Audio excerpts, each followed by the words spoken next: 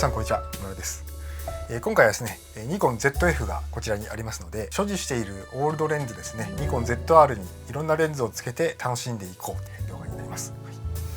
マウントアダプターもですね、こちらにごそっとありますので、順番に使っていこうかなと思います。マウントとしましては、ニコール Z マウントとアナモのアダプタと、でライカ M マウントのライカのレンズがありまして、でフランジバックちょっと長くなりまして、FD と MD ですね。EF、M42 マウントのスーパータクマ系がありまして、最後にニコンの F マウント EF でずっと使ってたんですけど、それを Z マウントにつけようという。じゃあまず最初にですね、こちらからいきましょう。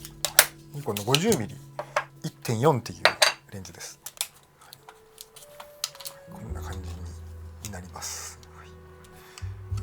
撮影も1個ずつしていきましょうか。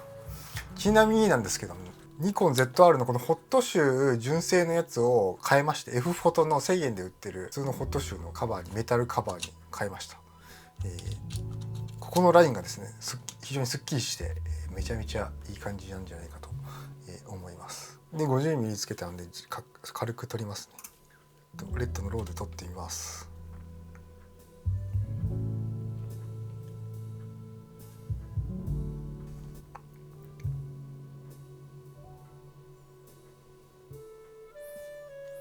はい、こんな感じです。で実はですね、ニコンの ZR っていうかこの 50mm ちょうどですね、種類のアナモアダプター 1.33 の 1.3350 っていうやつなんですけど、これをちょうど持ってまして、これがなんとですねちょうどよくはまるんですね。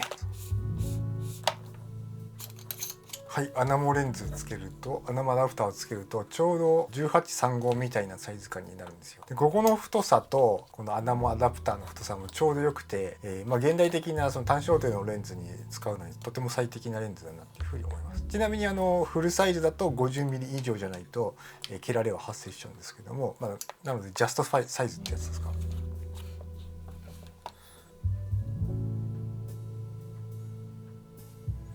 ちょっとフレアはちょっとあんまり出てない、今の状況だとちょっと出にくいかもしれないんですが、そうですね、ちょっと見えるかな、あっち見せると。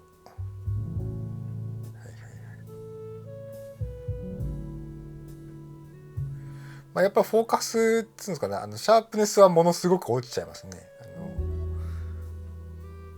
はい、そしたらマウントアダプターつけて、まず M マウントにしていこうと思います。4000円か5000円ぐらいのライカ MZ マウント、これ前の動画でもつけたんですけども、はい、ライカのズミクロン 35mm、 ズミクロン M35mm っていう感じのをつけてます。いかがでしょうか。めっちゃかっこいいんじゃないでしょうか。これね、スナップとかにね使いやすいサイズ感で、こんな感じで、めっちゃかっこいいかなと思います。はい、シルバーっていうところが、ミソかなと思います。多少GR3 とかと比べると若干ずっしりはしますけど、めちゃめちゃスナップカメラとしてかっこいい。でこの時に、手ブレ補正っていうかな、手ブレ補正の機器が電子接点なくなるんで、マニュアルレンズで手ブレ補正効かす焦点距離設定みたいなのをショートカットメニューに入れてるんですけど、これ撮ってみましょう。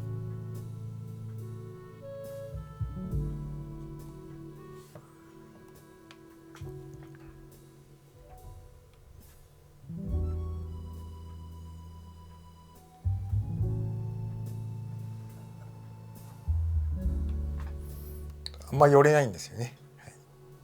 はい、これもビジュアル的にめちゃめちゃかっこいいなっていう。そしたらちょっとレアなんですけど 75mm っていうやつもありまして、はい、これねフードがこうカチャってつくやつなんですけど、いかがでしょうか。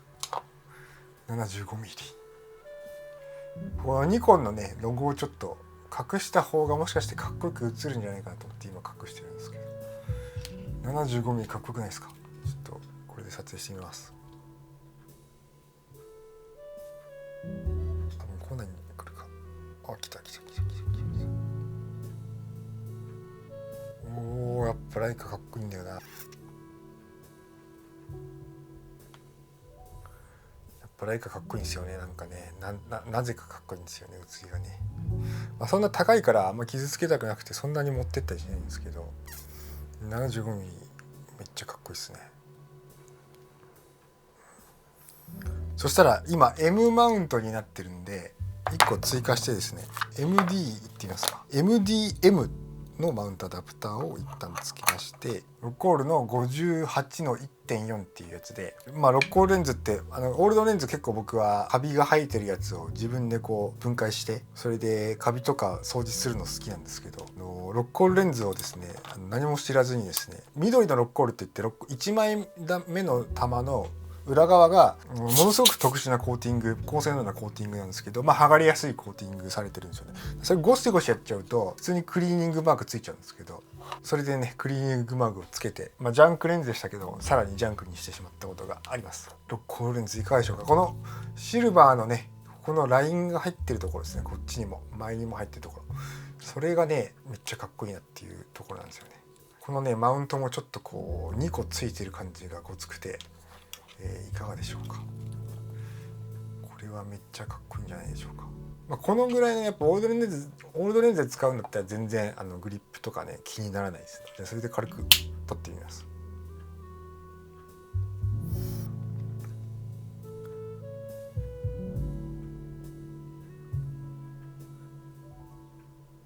なんかハレーションみたいなのがダヴィンチのエフェクトのハレーションみたいなのがちょっと出てくる気がするな。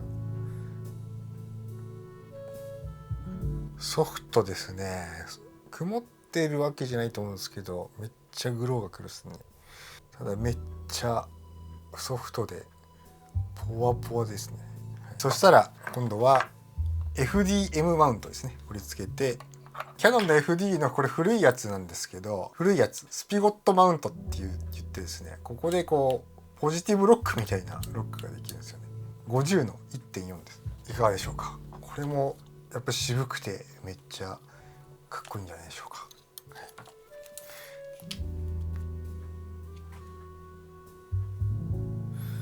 ロックオールよりは落ち着いてるですね。ロックオールよりは落ち着いてるですね。でもやっぱりトゥルトゥルなシルキーな感じしますね。はいはい。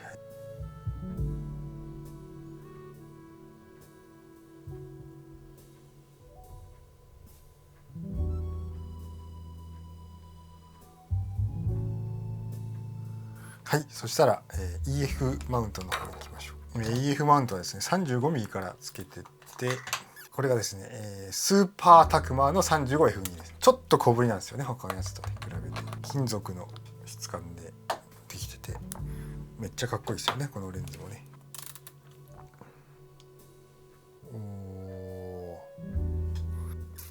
安定してる感じがする。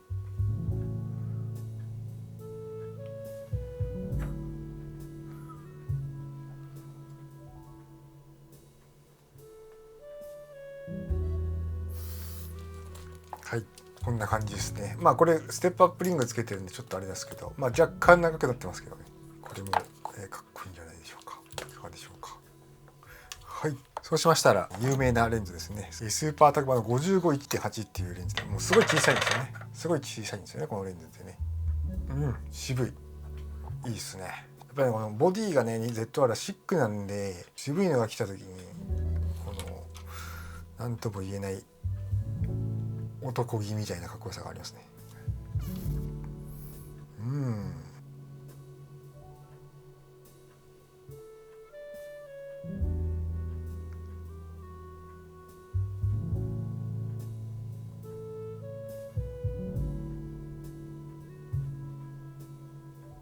そしたらお待ちかねのですね、ニコンの AI24mmF2 ってやついきます。F マウントを今これ EF マウントにこう薄いやつつけて、 F マウントの方がフランジバック長いんで EF につくんですよね。それでオールドレンズでほぼメインで使ってるのがこれなんですけど、オールドレンズメイン、はい、つけてみました。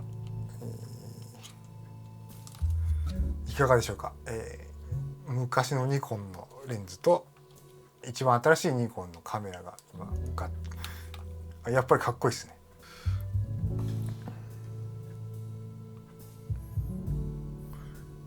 いや 24mm かっこいいですね。かっこいいですね。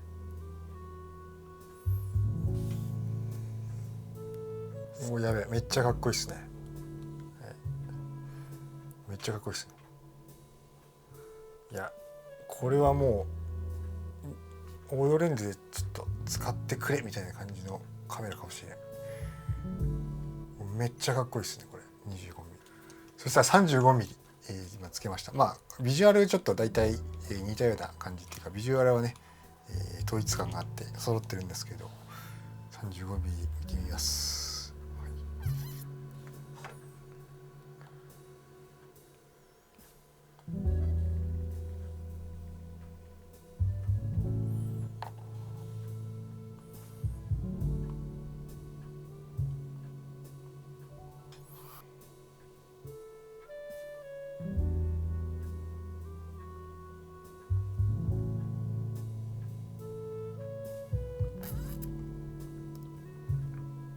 そしたら 50mm f1.4 ですね。ニコール AI。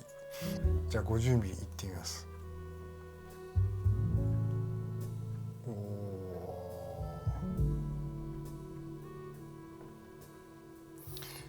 ー、50mm はですね、ボケも綺麗で、ボケもすごいシルキーだし、なんかめっちゃいいなって思っていたりします。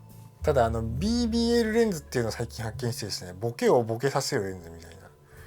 でこの 50mm を BBL に改造するのいいなとかって一瞬思ったりしていたりもしました。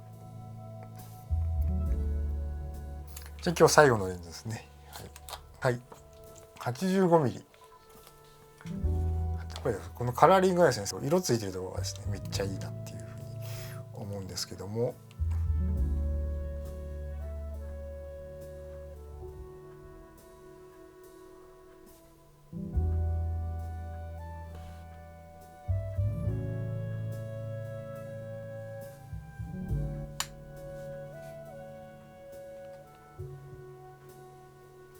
やっぱローで撮ると、オールドレンズでローで撮るとめっちゃシネマチックな、適度にソフトでねめっちゃシネマチックなやつ撮れる感じがしますね。